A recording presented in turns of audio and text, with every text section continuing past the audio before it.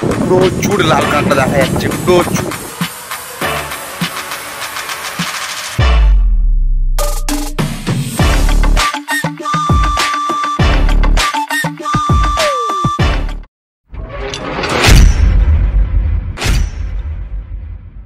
WhatsApp বন্ধুরা, তোমরা সবাই কেমন আছো? আশা করছি ভালোই আছো। This is Pintu, welcome to my channel and welcome to brand new blog. তো এখন আমরা বেরিয়ে পড়েছি, এখন বাজে ভোর 5:30। রানীগঞ্জে আছে কয়লার খনি, মন্দারমণি।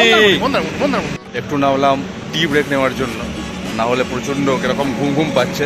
এবং একটু চা বিস্কুট খেয়ে নিয়ে একটু তাজা তাজা হয়ে যাই, তারপর আবার রাইড করবো। ব্লগার এখন বসে বসে সকালবেলা চা আর বিস্কুট খাচ্ছে। দেখা যাচ্ছে প্রচুর বাইক রাইডার্সরাও যাচ্ছে মন্দারমণির উদ্দেশ্যে। এখন কোলাঘাট ব্রিজ বেরোচ্ছি। আকাশে আকাশে বাতাসে বাতাসে যেভাবে যেভাবে বলনা তুই কোথায়। আকাশে আকাশে বাতাসে বাতাসে find a way anyway বলনা তুই কোথায়।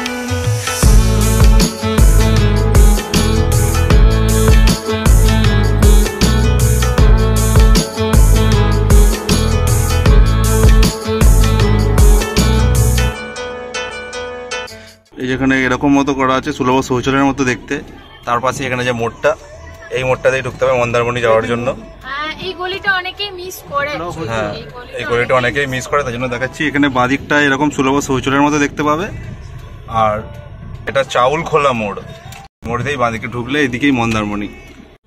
আর এই রাস্তাটায় ঢোকার সাথে সাথেই মন্দারমণির হোটেল এন্ড রিসোর্টের বড় বড় অনেক ব্যানার দেখা যাবে।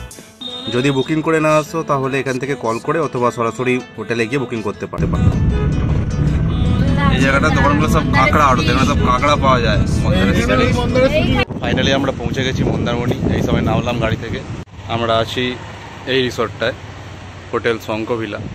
এর ভিতরে গিয়ে রিসেপশনের কাজগুলো মিটিয়ে নিই, তারপরে কত কি charges, check in check out time, room, সব কিছু তোমাদেরকে দেখাচ্ছি, সব কিছু তোমাদেরকে জানাবো। ভিডিওটা শেষ পর্যন্ত দেখতে থাকো।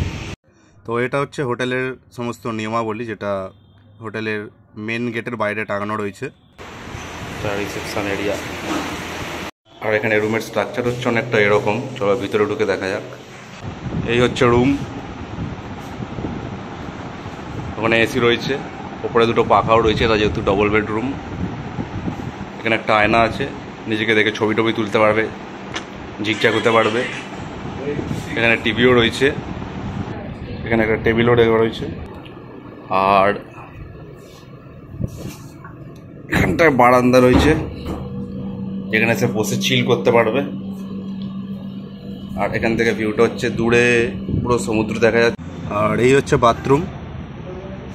একটা লম্বা করিডোর মতো রয়েছে, সেখান থেকে গেলেই খালি ভিউজটা দেখো একবার। মানে এটা রুমের বারান্দা নয়, এটা পুরো হোটেলের বারান্দা। যারা যারা এই হোটেলে থাকবে তারা পুরো হোটেলের লোকেরাই এখানে এই বারান্দাটা অ্যাক্সেস করতে পারবে। এখান থেকে হোটেলের নিচে পুরো সুইমিং পুলটাও দেখা যাচ্ছে, যে সবাই এখানে সুইমিং পুল অ্যাক্সেস করছে। এবং সামনেই পুরো দূরে দেখা যাচ্ছে যে দেখতে পাচ্ছ পুরো মন্দারমণি সি বিচ দেখা যাচ্ছে এখান থেকে। পুরো জুম করে দেখাই।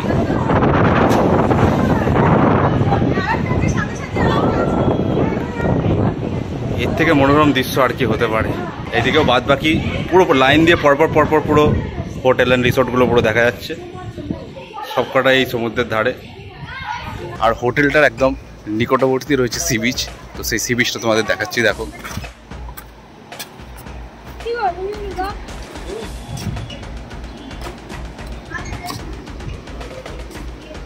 এখানে এরকম বসার জায়গা রয়েছে, আর এখান থেকেই পুরো ভিউ দেখা যাচ্ছে, যেখানে বসে পুরো ঘন্টার পর ঘন্টা সময় কাটিয়ে দেওয়া যাবে। আর এই সি বিচে পৌঁছে গেছি। বিশাল বড় বড় ঢেউ দিচ্ছে এখন। আর এগুলো হয়তো হোটেলের বাউন্ডারি টাইপস কিছু একটা হবে। বিশাল হাওয়া দিচ্ছে সমুদ্র সৈকতের ধারে। সমুদ্রের ধারে প্রচুর ডাব বিক্রি হচ্ছে। আর এদিকে দেখছি অনেকগুলো রাইডও দেখা যাচ্ছে মন্দারমণি বিচে। এটা হচ্ছে হোটেলের বিচ। বিকেলবেলা মন্দারমণি যে মেন বিচ, সেখানেও যাবো। সেখানে অনেকেই চান করছে, কিন্তু মন্দারমণি বিচেতে চান করা উচিত নয়, কিন্তু তাও অনেকে করছে দেখছি। অনেকগুলো রাইডও চলছে। এগুলো এখানে যেটা দেখা যাচ্ছে রাইড, এখানে রাইড রয়েছে, তোমরা চাইলে রাইডও করতে পারো। তো এখন চলে এসেছি আমি সুইমিং পুলের কাছাকাছি। সুইমিং পুলে এখন আমি উঠবো, তারপর ড্রাইভ ফাইভ মারবো। তুমি কি রেডি খেলার জন্য? তুমি রেডি? ও তুমি তো অলরেডি খেলছো, ঠিক আছে চলো।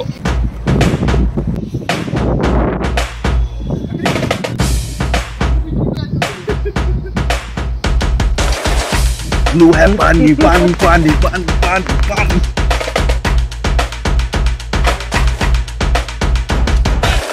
যে হোটেল বা রিসোর্টে তোমরা থাকবে সেখানে তো খাবার দাবারের ব্যবস্থা থাকবেই। যদি সেখানে রিজনেবল দাম অনুযায়ী খাবার দাবার ভালো হয় তো খুবই ভালো কথা। আর না হলে চাইলে বাইরেও তোমরা ট্রাই করে দেখতে পারো। বাইরেও নাকি খাবারের হোটেল রয়েছে, তো তার মধ্যে এটা একটা সবথেকে ভালো হোটেল যেখান থেকে আমরা ট্রাই করলাম।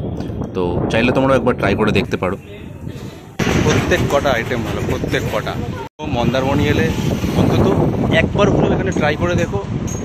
যদি না ভালো লাগে তাহলে আমাকে বলো।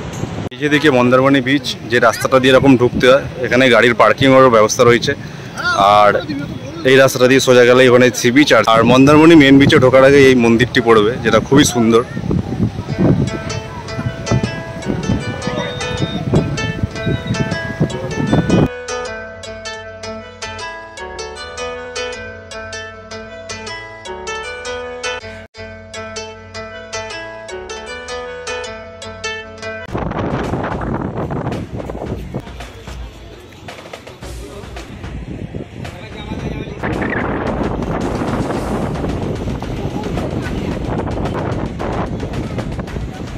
জাহাজও দেখা যাচ্ছে, যেখানে জাহাজের মুখটা রয়েছে কিন্তু জাহাজের বডিটা নেই। তো এখানে দেখা যাচ্ছে ওখানে ড্রিঙ্কসেরও ব্যবস্থা রয়েছে।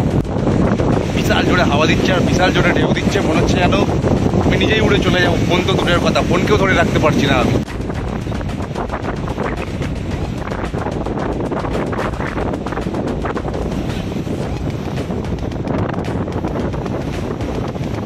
বিশাল ঢেউ, বিশাল পুরো জলের নামা, পুরো একদম অনেক জীবনহানিকারক ব্যাপার। ঢেউ পুরো জল এত জল এসে গেছে যে পুরো বিচে নামা যাচ্ছে না আর কি। পুরো পুরো জল পুরো এখানে চলে এসেছে, যে আমরা বসে আছি এখানে সিঁড়ি, আর পুরো এখানে এসে জল ধাক্কা মারছে নিচে পাথরগুলোতে। বিচে নামাই যাচ্ছে না, এত জল। গুড মর্নিং, এখন বাজে ভোর 5টা আর আমরা উঠে গেছি মন্দারমণি মোহনা যাওয়ার জন্য লাল কাঁকড়া বিচে। তো চলো যাওয়া যাক।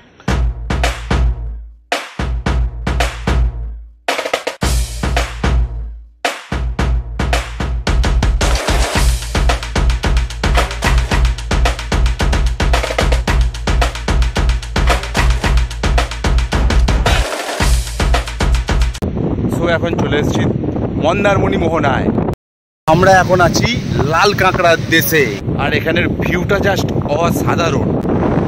এই যে গাছগুলো দেখা যাচ্ছে পুরো ফ্যান্টাস্টিক ফটো উঠবো এইখানগুলোতে, যা ভিউজ লাগছে ওখানটায়। ওফ,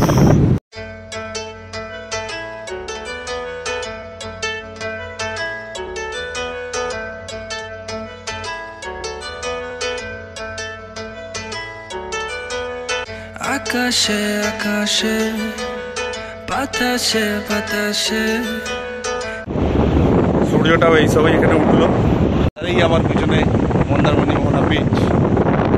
এখন যেখানে দাঁড়িয়েছি এপারটা হচ্ছে মন্দারমণি মোহনা, আর এর ওপারটাই হচ্ছে দীঘা মোহনা, যেখানেও আমরা যাব।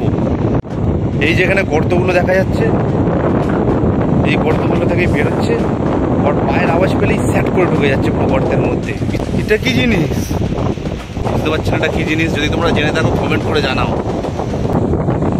এই যে এইভাবে প্রত্যেক কটা গর্তের সামনেই দাঁড়িয়ে রয়েছে। এবং এত বড় কাঁকড়া যে ভিতরে ঢুকতে পারছে।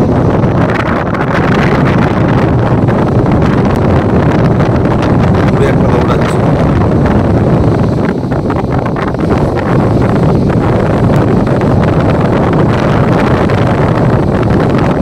গর্ত খুঁজে পাচ্ছে। আর বিচের ধারটায় খালি গর্ত দেখো কত, মানে এখানে কত এরকমই গর্তের মধ্যে ঢুকে রয়েছে। যখন ঢেউগুলো পুরো এরকম বিচ অব্দি চলে আসছে, ওই গর্তগুলো পুরো বুঝে যাচ্ছে আর পুরো বুদবুদি উঠছে। দেখো পুরো গর্তে এরকম জলটা ঢুকে যাচ্ছে, ঢুকে বুদবুদি হচ্ছে, তখনই আবার কাঁকড়াগুলো বেরোচ্ছে, বেরিয়ে আবার ঢুকে যাচ্ছে। আমার তো ভয়ও লাগছে, যদি না সেকেন্ড দিয়ে বেরিয়ে আবার কামড়ে দেয়।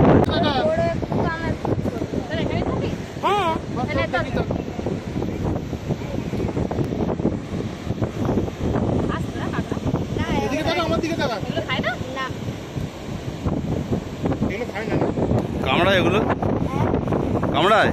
কামড় খেয়েছিস কখনো? খায় না এগুলো। খেয়েছিস কামড় না? এটা আবার খেলা দেখাচ্ছে।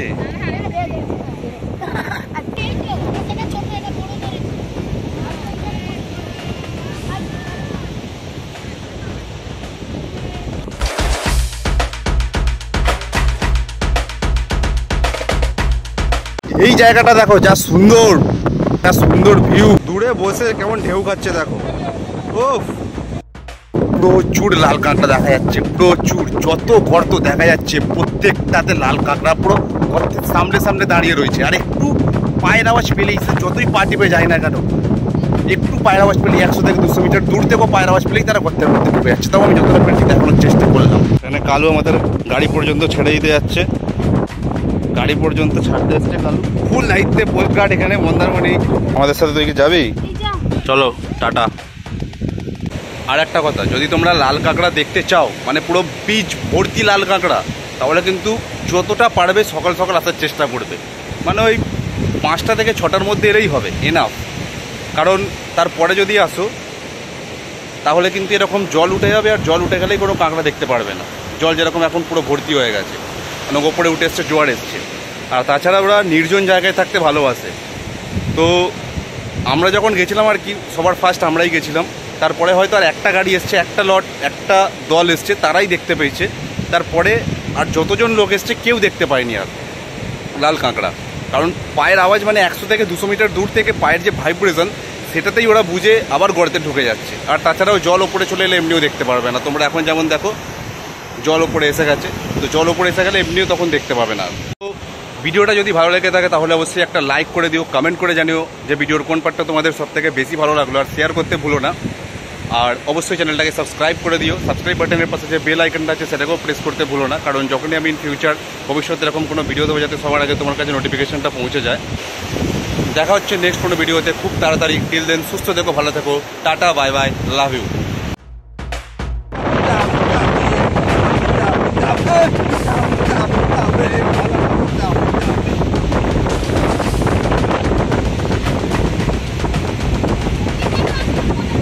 যাত্রীহীন এই রাত্রিগুলোর বন্ধু হবে কে? শীতের বোতাম আটকে নিয়ে সঙ্গী হবে কে?